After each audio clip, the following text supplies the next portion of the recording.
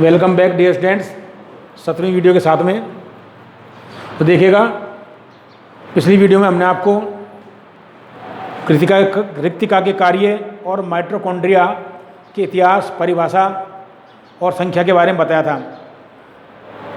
तो ध्यान देना, भिन्न भिन्न वैज्ञानिकों ने भिन्न भिन्न नाम दिए थे इसको, और खोज का श्रेय कोलिकर को दिया जाता है। वैसे कोलिकर ने खोज की थी, फिर भी श्रेय फ्लेमिंग और ऑल्टमान को दिया जाता है। कोई बात नहीं है, जो भी है। अब देखो कहाँ पर अनुपस्थित होता है माइटोकॉन्ड्रिया, किन कोशिकाओं में नहीं पाया जाता है। तो ध्यान देना, प्रोकैरियोटिक कोशिका आरबीसी में यह नहीं पाया जाता है। ध्यान देना, तो अनुपस्थित देखें इसकी, आप इसकी अनुपस्थिति, उपस्थिति इसकी हमने देख ली थी। कहाँ जाता है? यूकेरियोटिक कोशिकाओं में पाया जाता है। तो देखिएगा, माइटोकॉन्ड्रिया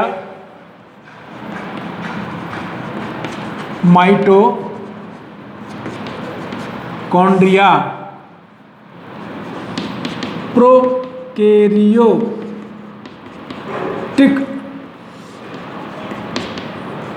कोशिकाओं। अब प्रोकैरियोटिक कोशिकाएं कौन कौन सी होती है?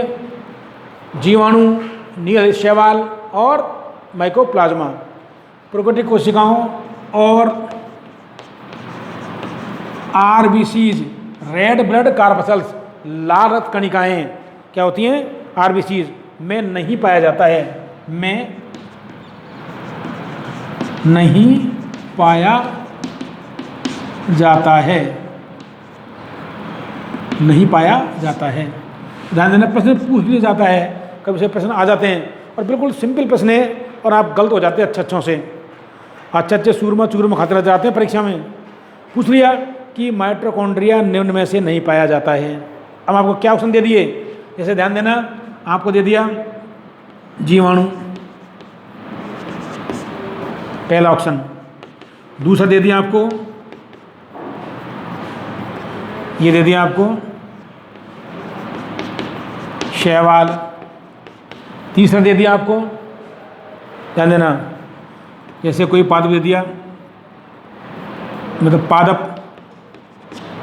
और चौथा आपको दे दिया जंतु कोशिका,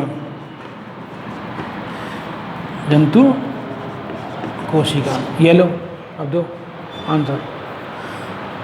प्रश्न क्या है कि माइटोकॉन्ड्रिया निम्न में से नहीं पाया जाता है। इसमें पाया जाएगा, इसमें पाया जाएगा, इसमें पाया जाएगा, इसमें नहीं पाया जाता। आंसर ये होगा आपका।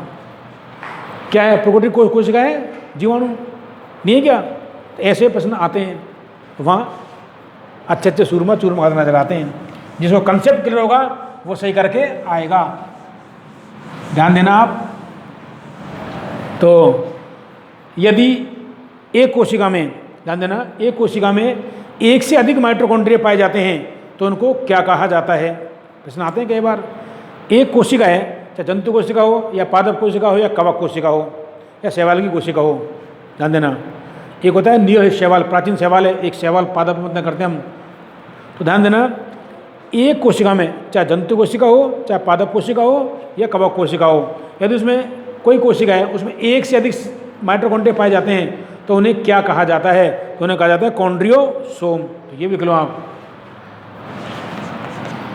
देखो, एक से अधिक,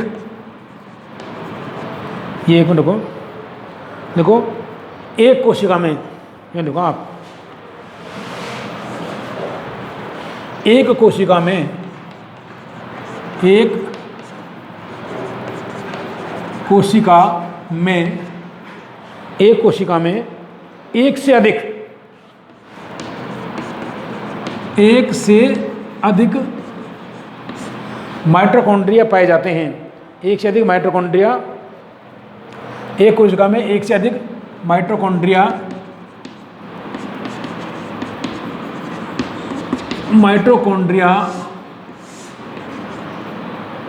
को क्या बोलते हैं? कॉन्ड्रियोसोम कहते हैं। कॉन्ड्रियोसोम,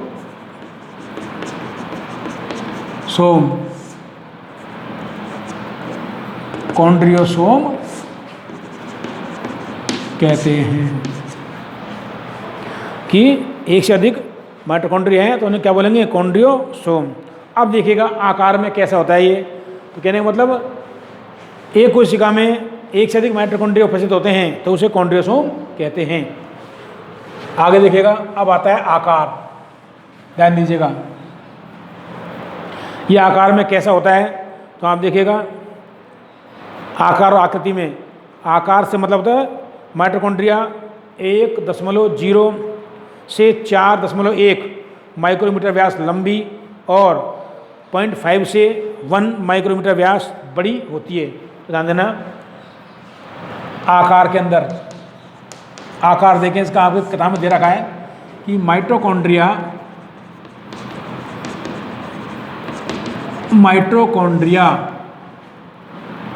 कितना है, 1 से लेकर के 1.0, ताकि अगर 1 होगा हमें दिखाई दे, पॉइंट क्यों लगाते हैं, आराम से दिखाई दे जाए। 1.0 से 4.1 म्यू एम से बोलते हैं माइक्रोमीटर लंबी। क्या हो जाता है ये, कितना लंबा होता है, माइक्रोमीटर लंबी होती है या होता है, लंबा होता है। ये तो इसकी लंबाई। और ध्यान देना व्यास देखो इसका, व्यास में देखो इसको, माइटोकॉन्ड्रिया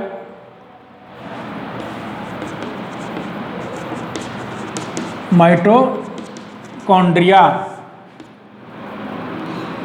0.5 से 1.0 माइक्रोमीटर व्यास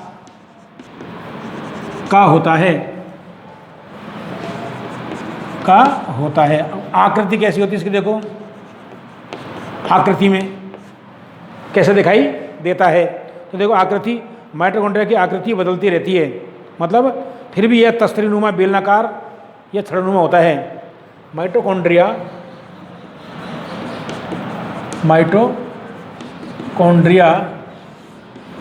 की आकृति बदलती रहती है, फिर भी यह तस्तरीनुमा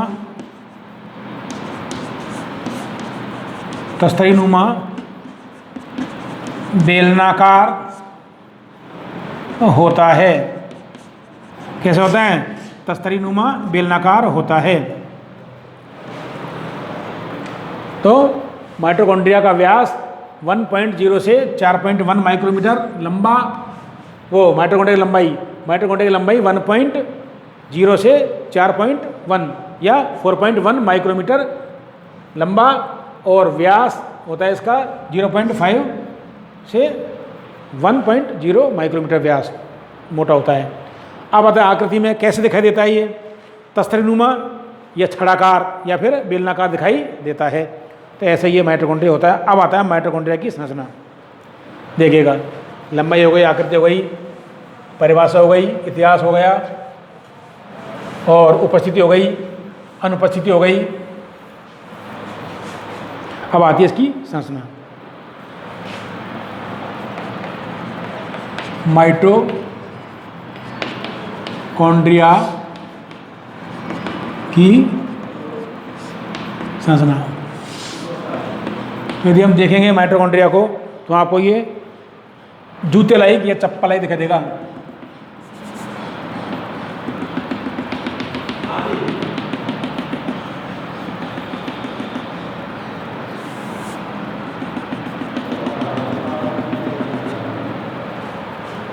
स्लीपर लाइक, ये दोहरी झिल्ली से परिबद्ध कोशिकांग होता है।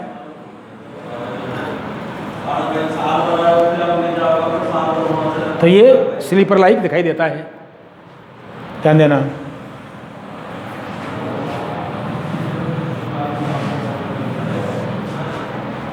दोहरी झिल्ली से परिबद्ध है, तो इसमें देखो दूसरी जो झिल्ली बनेगी,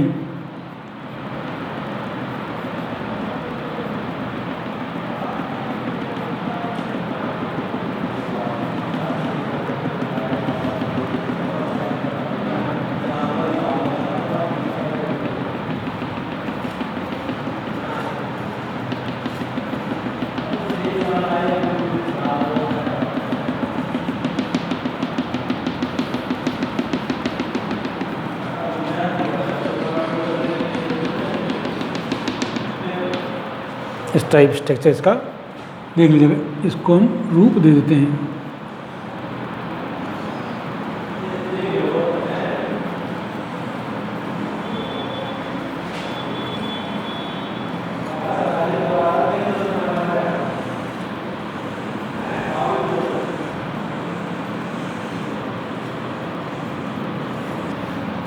इस टाइप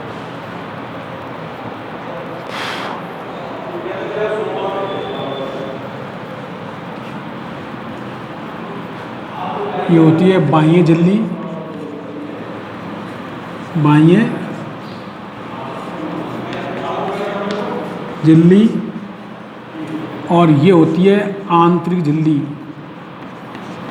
आंतरिक झिल्ली। और इन दोनों झिल्लियों के मध्य में अवकाशिका पाई जाती है, ध्यान देना, अवकाशिका, ल्यूमेन।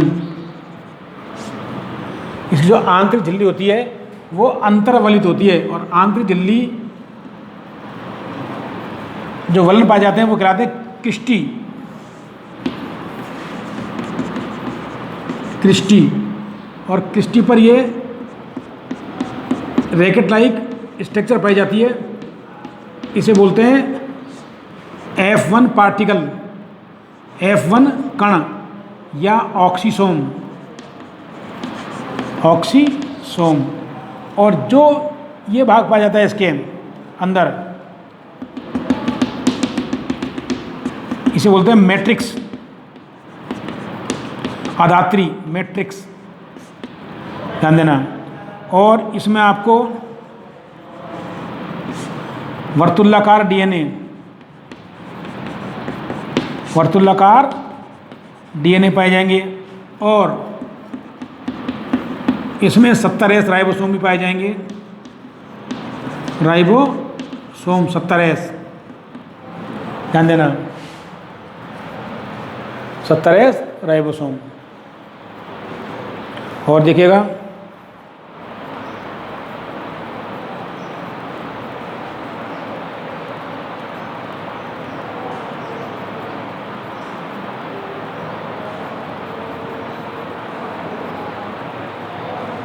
ऑक्सीसोम हो गया, ये बना लीजिएगा स्ट्रक्चर।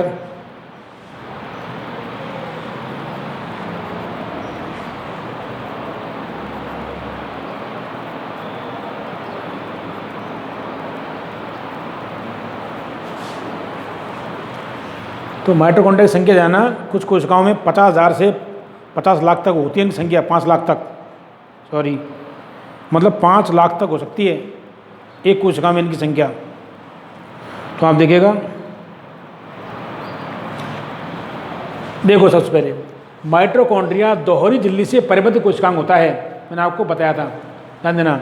माइटोकॉन्ड्रिया दोहरी झिल्ली से परिबद्ध होता है। बाह्य झिल्ली, ये जो पहली झिल्ली होती है, प्रथम झिल्ली से बोलते हैं बाह्यतम झिल्ली, और दूसरी होती है आंतरिक झिल्ली, ध्यान देना। आंतरिक झिल्ली अंतर्वलित उंगली समान उभारों के रूप में अंदर की ओर वलित होती है। इन उंगली समान उभारों क्या बोलते हैं? क्रिस्टी, क्रिस्टी बोलते हैं इनको। क्रिस्टी पर क्या पाए जाते हैं? F1 कण, मतलब रैकेट के लाइक संरचना पाई जाती है, बल्ब लाइक क्रिस्टी, इनको बोलते हैं F1 कण या ऑक्सोम। इन्हीं में क्या होता है? ऑक्सीडेटिव फास्फोराइलेशन होता है। ध्यान देना कि कहा गया था, सेक्रेटरी ने क्या कहा था कि माइटोकॉन्ड्रिया को power house of the cell कहते हैं, क्योंकि F1 कणों में ऑक्सीडेटिव फास्फोराइलेशन के द्वारा क्या होता है? ADP से ATP का निर्माण होता है, मतलब ऊर्जा इसमें बनती है, इसलिए क्या बोलते हैं इसको? बिजली घर, power house of the cell. आगे देखो, इसके जो अंदर होता है पदार्थ भरते उसको बोलते हैं मैट्रिक्स, और मैट्रिक्स में क्या होता है? वर्तुलाकार DNA, एक वर्तुलाकार DNA होता है, और क्या होते हैं? राइबोसोम, 27 प्रकार के राइबोसोम पाए जाते हैं। तो आगे इसके और स्ट्रक्चर देखते हैं, आप तो करते जाइए तो देखिएगा आप। तो इसमें पहला पॉइंट लिखें, माइटोकॉन्ड्रिया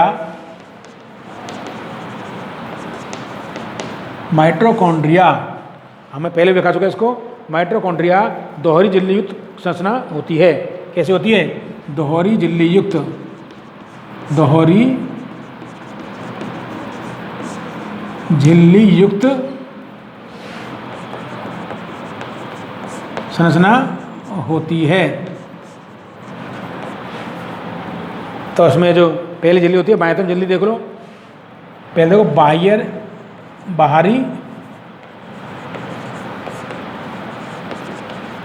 बाहरी झिल्ली, इसके बारे में वर्णन करते हैं आउटर मेम्ब्रेन। क्या बोलेंगे इसको? OUTER, outer membrane, MEMBRAN, outer membrane. देखिएगा ये कैसी होती है, इसमें देखो आप, यह चिकनी होती है, इसमें श्वसनीय एंजाइम नहीं पाए जाते हैं। कैसी होती है? देखो यह है चिकनी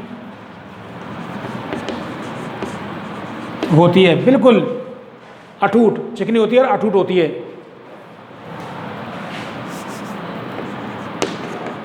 सॉरी, चिकनी, यह चिकनी होती है और अटूट लगातार है, मतलब ध्यान देना, चिकनी होती है और कैसी होती है, ध्यान देना, इसमें श्वसनीय एंजाइम नहीं पाए जाते हैं। चिकनी होती है और इसमें श्वसनीय एंजाइम नहीं पाए जाते हैं, क्योंकि श्वसनीय ऑक्सीकांग है, ये ऑक्सी श्वसनांग है, श्वसन में सहायक होता है, इसलिए क्या होता है, इसमें श्वसनीय एंजाइम नहीं पाए जाते हैं। दूसरा देखो आगे देखना, इसमें फास्फोलिपिड कोलेस्ट्रॉल आंतरिक झिल्ली से अधिक पाए जाते हैं। चिकनी है इसलिए क्या पाया जाएगा, इसमें फास्फोलिपिड, ध्यान देना, जब हमने आपको इसका वर्णन कराया था किसका, चाहे वो माइटोकॉन्ड्रिया की झिल्ली हो, चाहे वो लवक की झिल्ली हो, किसकी बनी होती है, प्रोटीन, लिपिड और कार्बोहाइड्रेट, मेनली फास्फोलिपिड की। तो ध्यान देना, इसमें फास्फोलिपिड व कोलेस्ट्रॉल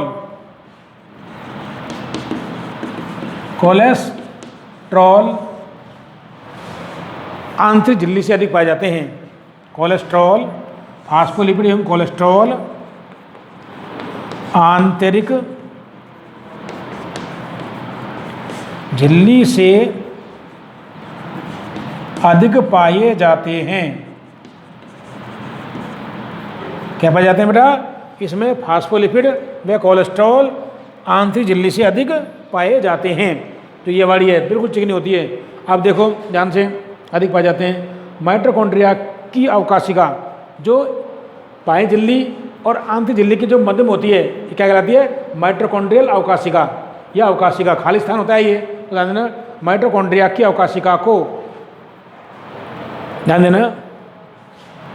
इसमें देखो अगला पॉइंट, बाहरी झिल्ली में चला हुआ है, ये ध्यान रखना।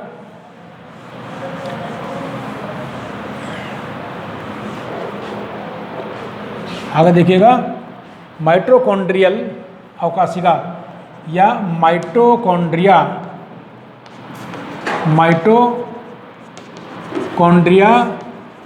की अवकाशिका, मतलब खाली स्थान अवकाशिका, माइटोकॉन्ड्रिया की अवकाशिका को बाहरी एवं भीतरी झिल्ली को बाहरी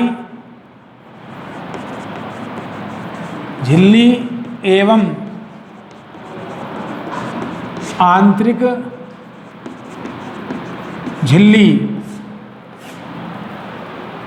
एक अवकाशिकी ये रही और आंतरिक, दो खाली स्थान हो गए ना, एक स्थान और एक ये स्थान, ध्यान देना। बाहरी झिल्ली दो स्पष्ट जलीय कक्षों, बाहरी झिल्ली और आंतरिक झिल्ली दो स्पष्ट जलीय कक्षों में, दो स्पष्ट जलीय कक्षों में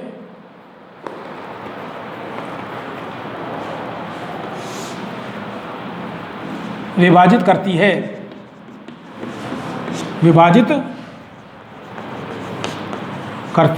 जिन्हें बाह्य कक्ष, क्या नाम देगा, बाह्य कक्ष और भीतरी कक्ष। इस वाले को बाह्य कक्ष, इस वाले को भीतरी कक्ष, खाली स्थान दिख रहे हैं आपको, जिन्हें बाह्य कक्ष, बाहर वाले को बाह्य कक्ष और भीतरी कक्ष कहते हैं। ये झिल्ली बहुत इंपॉर्टेंट है, क्योंकि श्वसनकारी एंजाइम पाए जाते हैं। आगे देखो आप, ध्यान देना, भीतरी कक्ष को क्या नाम दिया गया बेटा? मैट्रिक्स। तो भीतरी कक्ष है आपको, इस मैट्रिक्स में क्या पाए जाएंगे? 17 राइबोसोम और वर्तुलाकार डीएनए। तो ध्यान देना, भीतरी कक्ष को या आंतरिक कक्ष को, भीतरी कक्ष को मैट्रिक्स क्या कहते हैं? मैट्रिक्स अधात्री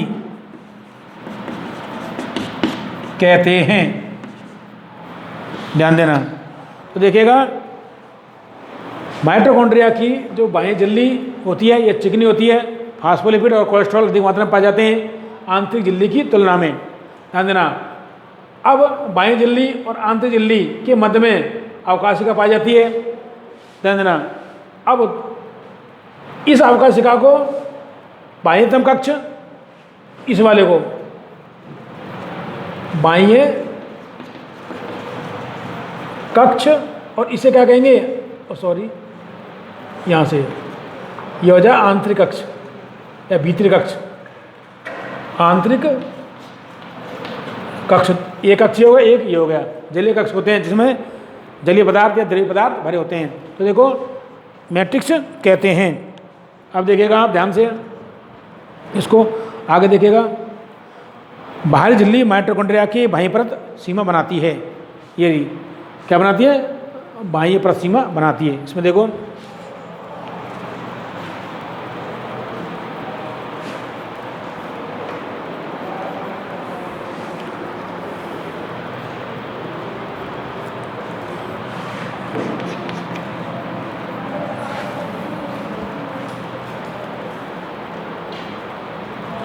बाहरी झिल्ली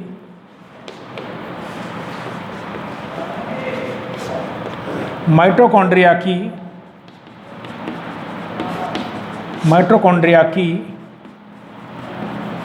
बाह्य परत सीमा क्या करती है? बनाती है। बाह्य परत सीमा बनाती है। ध्यान देना। अब आती है आंतरिक झिल्ली।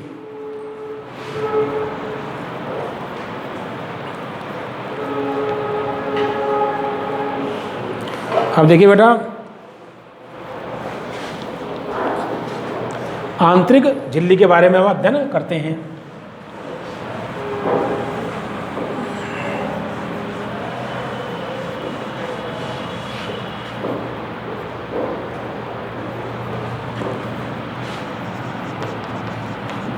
आंतरिक या भीतरी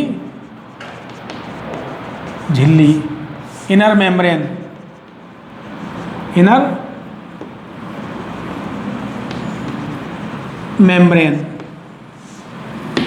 इसमें देखो, यह आधात्री की तरफ अंतरावलित होकर, ध्यान देना, ये वाली देखो, यह आधात्री की तरफ, ये आधात्री है मैट्रिक्स, यह मैट्रिक्स तक, यह मैट्रिक्स की तरफ अंतरावलित होकर उंगली समान किष्टि बनाती है।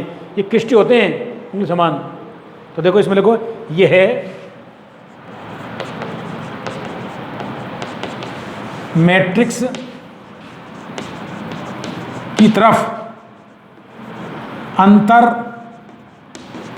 वलित, भाई अंदर की ओर क्या हो जाती है? वलित हो जाती है, फोल्ड। अंतर वलित होकर, अंतर वलित होकर क्या करती है? किष्टि नामक संरचना बनाती है। अंतर वलित होकर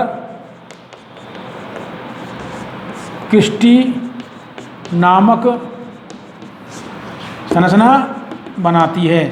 अर्थात अंतर्वलित होकर उंगली समान उभार विकसित हो जाते हैं, जिन्हें क्या बोलते हैं? किष्टि या किष्टा। किष्टि बनाती है। किष्टि इसके क्षेत्रफल को बढ़ाते हैं। क्या करेंगे? जो किष्टि है भाई, इसका क्या हो जाएगा? क्षेत्रफल बढ़ जाएगा, एरिया कुंडली तो हो जाएगी नहीं, ये अंतर्वलित हो जाएगी। तो देखो किष्टि क्या करते हैं? किष्टि इसके क्षेत्रफल को बढ़ाते हैं, पहला कार्य इनका। दूसरा देखो, किष्टि पर आल्पिन या बिजली के बल्ब के समान, ध्यान देना, जैसे आल्पिन लाइक, देखो ये ऊपर मुंडी होती है, नीचे आल्पिन लाइक, या बल्ब के समान। देखो किष्टि पर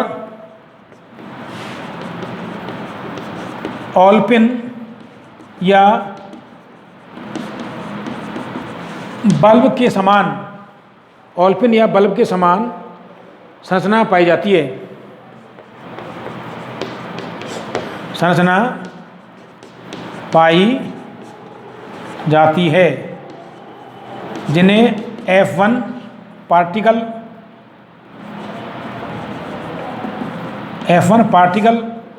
F1 कण कहते हैं। क्या कहते हैं? F1 कण कहते हैं। F1 पार्टिकल प्रकट में ऑक्सीसोम, ऑक्सीसोम कहते हैं। तो हमने क्रिस्टी इसके क्षेत्रफल को बढ़ाते हैं। क्रिस्टी पर ऑलपिन के समान, ये क्रिस्टी है, इन पर ऑलपिन के समान रचनाएं पाई जाती हैं, जिन्हें क्या बोलते हैं? F1 पार्टिकल या ऑक्सीसोम कहते हैं। अब देखिएगा आगे आप, तो माइटोकॉन्ड्रिया की बाह्य एवं आंतरिक दोनों झिल्लियों में विशेष प्रकार के क्या पाए जाते हैं? एंजाइम पाए जाते हैं। यहाँ पर भी पाए जाते हैं और यहाँ पर भी पाए जाते हैं। तो देखो माइटोकॉन्ड्रिया की बाह्य एवं आंतरिक, आगे देखिएगा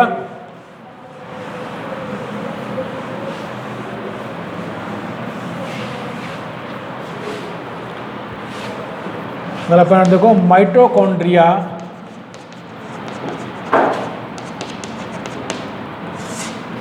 की बाह्य एवं आंतरिक झिल्लियों के मध्य, आंतरिक दोनों झिल्लियों के मध्य, दोनों झिल्लियों के मध्य विशेष प्रकार के एंजाइम पाए जाते हैं।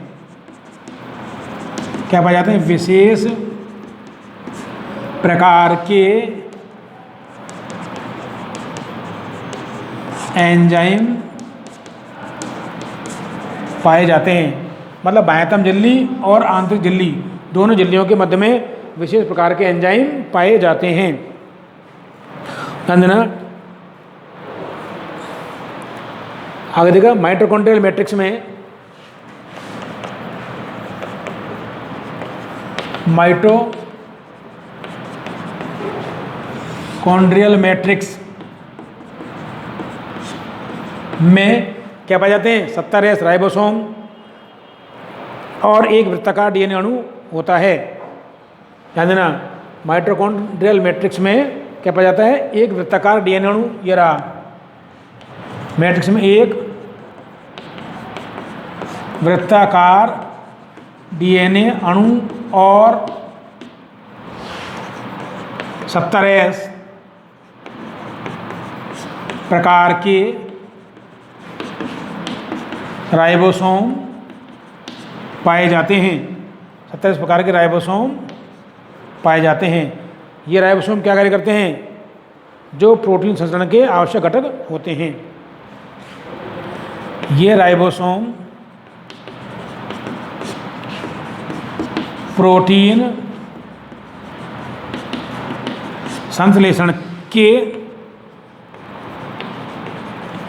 आवश्यक घटक होते हैं। मतलब क्या करते हैं राइबोसोम?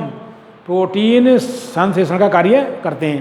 तो ध्यान देना, माइटोकॉन्ड्रिया के मैट्रिक्स में, ये मैट्रिक्स है, एक वर्तुलाकार डीएनए, ध्यान देना, और 70S राइबोसोम पाए जाते हैं। ये राइबोसोम प्रोटीन संश्लेषण का कार्य करते हैं। अब इसके कार्य के बारे में हम कल अध्ययन कराएंगे आपको। ठीक है, पढ़ के।